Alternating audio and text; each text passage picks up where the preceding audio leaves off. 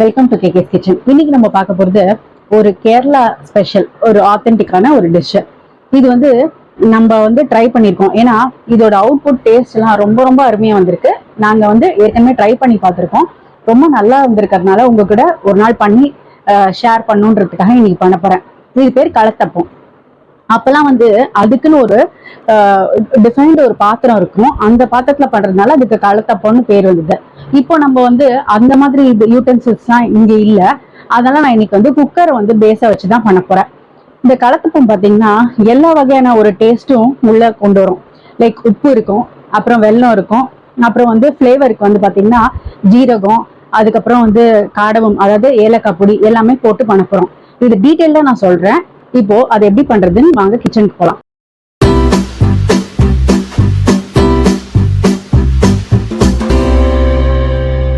ஒரு 3 hours ஊறுன அந்த அரிசியை நல்லா களைஞ்சு எடுத்துக்கலாம். அதோட நான் அந்த ஒரு கைப்பிடி அவல் ஊற வச்சிருக்கேன்ல, அதுவும் நல்லா தண்ணி ஈர்த்துட்டு எடுத்துக்கோங்க. இது ரெண்டுத்தையும் அரைக்கும் போது ஒரு 1/2 ஸ்பூன் ஜீரகம், அதுக்கு மேல வேண்டாங்க, ரொம்ப வேண்டாம், 1/2 ஸ்பூன் ஜீரகம், இது மூணுத்தையும் அரைக்கலாம். சப்போஸ் ஏலக்காய் பொடி உங்ககிட்ட இருந்ததுன்னா ஏலக்காய் வேண்டாம், அப்படி இல்லைன்னா ஒரு 2-3 ஏலக்காய் சேர்த்து அரைச்சிடுங்க. இது அரைக்கும் போது ஒரு சிட்டிகை உப்பும் போட்டுக்கலாம். ஒரு சிட்டிகை போட்டு இப்ப இது எல்லாத்தையும் நல்லா ஃபைன் பேஸ்டா நல்லா ஒரு டம்ளர் தண்ணி ஊத்தி தாராளமா அரைச்சிட்டு வந்துடுறேன். இதுக்குள்ள நம்ம என்ன பண்ணலாம், ஒரு அழகு வெல்லம், நம்ம எப்படி ஒரு 250 கிராம்ஸ், அதாவது 200 கிராம்ஸ் அரிசி எடுத்துருக்கோமா, அதே மாதிரி 200 to 250 கிராம்ஸ் வெல்லம் எடுத்துட்டு இதை நல்லா கொஞ்சம் ஒரு 1/2 டம்ளர் தண்ணி ஊத்தி ஜஸ்ட் டிசால்வ் பண்ணி நம்ம ஃபில்டர் பண்ணி எடுத்து வச்சுக்கலாம். ஸ்ட்ரிங் கன்சிஸ்டன்சிலாம் எதுவும் வேண்டாம், ஜஸ்ட் டிசால்வ் ஆனா போதும். இதை ப்ராசஸை பண்ணி முடிச்சிடுறேன். நான் இந்த அரிசி போட்ட மாவை அரைச்சின்னு வந்துட்டேன். எவ்வளோ தண்ணியா அரைச்சிருக்கேன் பார்த்தீங்களா? ஆனா நீங்க ஒன்றும் கவலைப்பட வேண்டாம். இப்போ நம்ம என்ன பண்றோம், ஒரு பிஞ்சு ஏலக்காய் பொடி, நான் சொன்னால ஏலக்காய் பொடி என்கிட்ட இருக்கு, அதனால நான் பொடியாவே சேர்த்துக்கிறேன். அப்படி பொடி உங்ககிட்ட இல்லைன்னா இந்த மாவு அரைக்கும் போது ஏலக்காய் போட்டுக்கோங்க. ஏலக்காய் பொடி போட்டாச்சு. அப்புறம் பாருங்க, ஒரு பிஞ்ச் ஆப்ப சோடா, பேக்கிங் சோடா சொல்லுவாங்களா, குக்கிங் சோடா, அது போட்டுக்கோங்க. அதையும் இதுல நல்லா கலக்கி விட்டுக்கோங்க. இப்போ நம்ம அரிசி மாவு அந்த பேட்டர் ரெடி. இது என்னெல்லாம் போட்டிருக்கோன்னு ஒரு ரீகேப் சொல்லிடுறேன். அரிசி, அவல், அவல் இல்லைன்னா நம்ம சாதமா இருந்ததுன்னா ஒரு கைப்பிடி இது போட்டுக்கோங்க. ஒரு சிட்டிகை உப்பு, ஒரு 1/4 ஸ்பூன் ஜீரகம், இதெல்லாம் போட்டு அரைச்சு எடுத்துட்டு வந்துட்டோம். இப்போ பேக்கிங் சோடா கொஞ்சமும், அதுக்கப்புறம் என்ன போட்டோம், ஏலக்காய் பொடி இது போட்டிருக்கோம். இது ரெடியா இருக்கட்டும். அதுக்குள்ள நம்ம வெல்லம் என்ன ஆகுதுன்னு பார்த்துட்டு வந்துடலாம். இடையில எண்ணெய் ஒரு 4-5 இதுங்க சின்ன வெங்காயம், 4 to 5 நம்பர்ஸ் போதும். நான் ரொம்ப சின்னதா இருக்கிறதுனால 7-8 எடுத்திருக்கேன், இல்லைன்னா கம்மி போதும். சப்போஸ் இது வேண்டாம் நீங்க விருப்பப்பட்டீங்கன்னா இதை அவாய்ட் பண்ணிக்கலாம். ஒரிஜினல் கேரளா ரெசிபியில இது உண்டு, அதனால இதை எடுத்திருக்கேன்.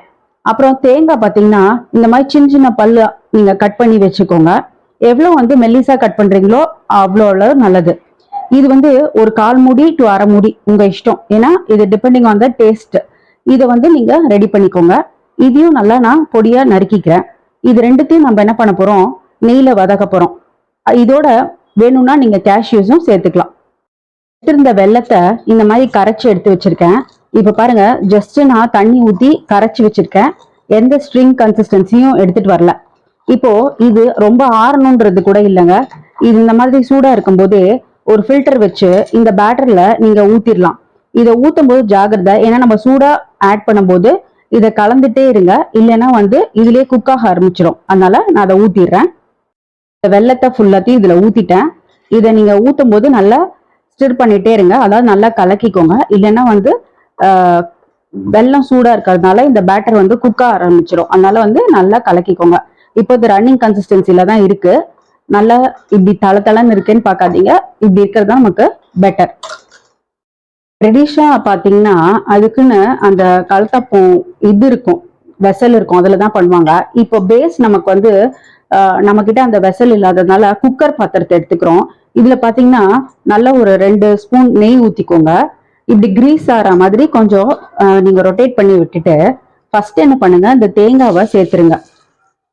இதை சேர்த்துட்டு நீங்க இதை ஜஸ்ட் அப்படியே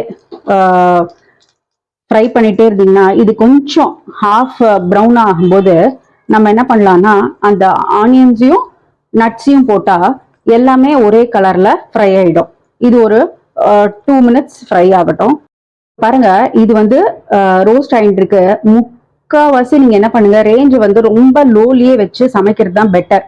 ஏன்னா இது வந்து அப்படியே மினிமம் ரேஞ்ச்ல வந்து குக் ஆனாதான் அந்த தீஞ்சு போகாத நல்லா வரும் அவுட்புட். இது ஹாஃபா ப்ரௌன் ஆகும்போது நம்ம மித்த இன்கிரீடியன்ஸை போட்டுக்கலாம். இது கொஞ்சம் இப்போ ஒரு 1 or 2 மினிட்ஸ் இது நல்லா ஃப்ரை ஆகட்டும். நான் வந்து அந்த ஆனியன்ஸும் நட்ஸும் எடுத்திருக்கேன். நான் சொன்ன மாதிரி ஒரு 4 வெங்காயம் எடுத்துக்கிட்டா போதும், அதுக்கு மேல வேண்டாம். இது வந்து அந்த டிஷ்க்கு ஒரு ஃப்ளேவர் கொடுக்கறதுக்கு மட்டும்தான். அண்ட் ஒரிஜினல் ரெசிபில இது இருக்கிறதுனால இன்க்ளூட் பண்ணியிருக்கேன். If you are not comfortable, உங்களுக்கு வேண்டாம் அப்படின்னு தோணித்துனா நீங்க அதை அவாய்ட் பண்ணிக்கலாம். வெறும் கேஷ்நட்ஸ் மட்டும் போட்டுக்கலாம். நான் இப்ப இது ரெண்டுத்தையும் போட்டிருக்கேன். பட் நம்ம அந்த பேரை ஒரிஜினல் பேர் வைக்கிறதுனால நான் முக்காவாசி அதுல என்ன இன்கிரீடியன்ஸ் ஆட் பண்ணிருக்காங்களோ அதை இதுல இன்கார்பரேட் பண்ணிருக்கேன். ஸோ இந்த மாதிரி கம்மியா சின்ன வெங்காயமும் இந்த நட்ஸ் கூட இன்ஃபேக்ட் இல்லைன்னா நீங்க அவாய்ட் பண்ணிடலாம். பட் இது வந்து அதுல முக்கியமான ஒரு காம்பனன்ட். ஸோ இது எல்லாத்தையும் எடுத்திருக்கேன்.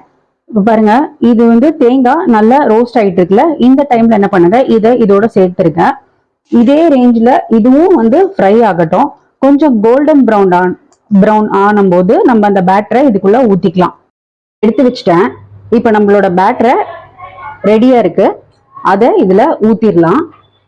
நீங்க எதுவுமே பண்ண வேண்டாம்.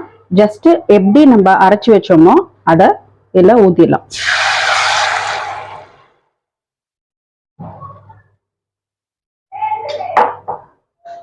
பாருங்க நான் ஊத்திட்டேன். நான் ஒரு போர்ஷன் எடுத்து வச்சிருக்கேன்னு சொன்னேன்ல, இது எதுக்குன்னா ஜென்ரலா நீங்க இந்த மாதிரி ஊத்தும் போது என்ன ஆகும்னா இந்த ஃப்ரை பண்ணினதெல்லாம் ஒரு சைடா போயிடும். யூனிஃபார்மா இதுவாகாது, டிஸ்ட்ரிபியூட் ஆகாது. பட் இப்போ அந்த மாதிரி இல்லை.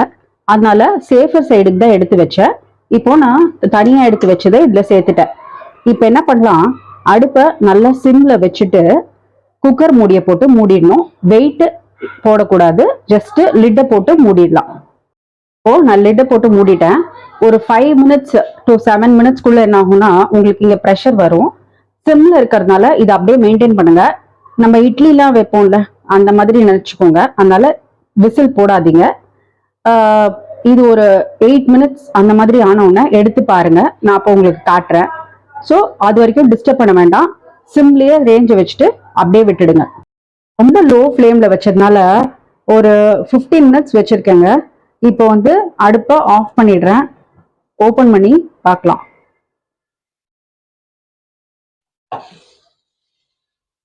பாத்தீங்களா எப்படி நல்லா ஃப்ளஃபியா மேல வந்திருக்கு.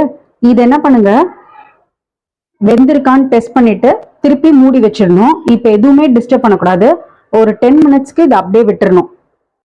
நம்ம கிட்ட கத்தி இருக்குல்ல, அதை வந்து இது மாதிரி விட்டு பாருங்க.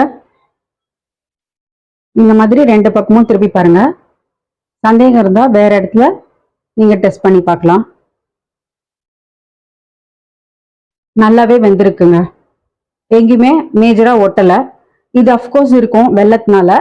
இப்போ இதை எதுவும் டிஸ்டர்ப் பண்ணாம அப்படியே மூடி வச்சிடுங்க. 10 மினிட்ஸ்க்கு அப்புறம் பார்க்கலாம். இப்போ ஒரு 10 மினிட்ஸ் நல்லா ரெஸ்ட் பண்ணியாச்சு.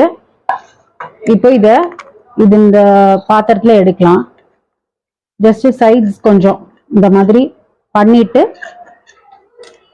அப்படியே நம்ம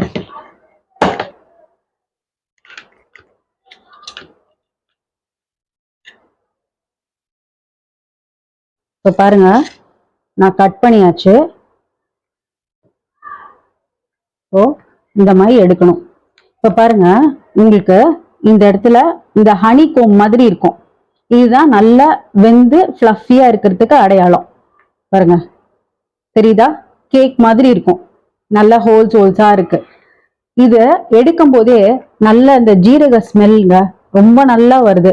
அதாவது ரொம்ப ஓவர் பவரிங்கா இருக்கக்கூடாது ஜீரகத்தோட ஸ்மெல்லு. அதே மாதிரி அதுல போட்டும் இருக்கணும். இப்போ நீங்க இது பண்ணும்போது சினமன் பவுடர், அதாவது பட்டை பொடி, அது இருந்தா கூட கொஞ்சம் போட்டுக்கலாம். ரொம்ப ரொம்ப வாசனையா இருக்கும். ஆஸ் சச் இந்த டிஷ் பாத்தீங்கன்னா ஒரு மாதிரி டிஃப்ரெண்ட் ஃபிளேவரோட ஒரு வெங்காயம், தேங்காய், அப்புறம் ஜீரகம் அதெல்லாம் போட்டு நல்லா ரொம்ப ஃபிளேவர்ஃபுல்லா இருக்கு. இது ஒரு டீ டைம் ஸ்நாக்ஸா நம்ம ஃபேமிலி மெம்பர்ஸ்க்கு கொடுத்து சாப்பிடலாம்.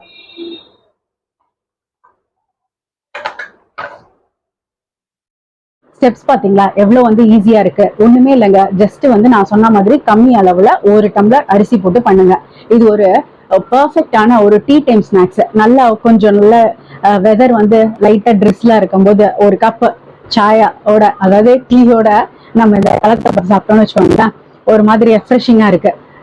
இது நாங்க டேஸ்ட் பண்ணி பார்த்துட்டு ஃபேமிலி மெம்பர்ஸோட ரொம்ப என்ஜாய் பண்ணோம். நீங்களும் இந்த டிஷ்ஷை கண்டிப்பா ட்ரை பண்ணுங்க. அவுட்புட் பாத்தீங்கன்னா அந்த உள்ள அதுதான் அதோட அதுவும் அது நல்லாவே வருதுங்க. நீங்க உங்க ஸ்டெப்ஸ் பாத்தீங்கன்னாலே தெரியும் எவ்வளவு வந்து ஈஸியா இருக்குன்னு. அதே மாதிரி நீங்க பண்ணுங்க, கம்மி அளவுல பண்ணி பாருங்க. வீடியோ பிடிச்சிருந்தா லைக் பண்ணுங்க, ஷேர் பண்ணுங்க, சப்ஸ்கிரைப் பண்ணுங்க. உங்க கமெண்ட்ஸ்க்காக நான் வெயிட் பண்றேன். நீங்க பகிர்ந்துக்கோங்க. வேற ஒரு நல்ல ரெசிபியோட நம்ம அடுத்த வாரம் சந்திக்கலாம். அது வரைக்கும் தேங்க்யூ, பாய்.